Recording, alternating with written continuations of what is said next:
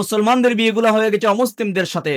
মুসলমানের বিয়ে না অমুসলিমের বিয়ে পার্থক্য করার কোনো সুযোগ নাই। বিভিন্ন কালচার, বিভিন্ন অভ্যাস অমুসলিমদের থেকে আমাদের সমাজে চলে আসছে। গায়ে হলুদের সংস্কৃতি চলে আসছে, এগুলো মুসলিমদের থেকে চলে আসছে। এই জন্য বিষয়গুলো জানা, যে আমার কোনো কালচার, আমার কোনো আচরণ, আমার কোনো আচার অনুষ্ঠান অমুসলিমদের সাথে মিলে যায় কিনা, এই বিষয়গুলো আমাদেরকে জানতে হবে। বিয়েকে কেন্দ্র করে অনেক সময় অনেক পাপ গুনাহে লিপ্ত হয়। মানুষে মনে করে আরে এটা এগুলোতে একদিনই, আর একদিন একটু খড়ি লোক বাচ্চা খাচ্ছেন দিতা, অথচ শয়তান ওই একদিনের সুযোগে সারা জীবনের জন্য আপনার কাছে চলে আসে। যেগুলো আনন্দের নামে, বিনোদনের নামে অনেক সময় আল্লাহর নাফরমানি হয়। যে বিয়েতে যত বেশি আল্লাহর নাফরমানি হবে, সেই দাম্পত্য জীবনে তত বেশি অশান্তি এবং শয়তান সুযোগ পাবে। কারণ গুড়াতেই তো সমস্যা, আল্লাহর নাফরমানি দিয়ে দাম্পত্য জীবন শুরু হয়েছে।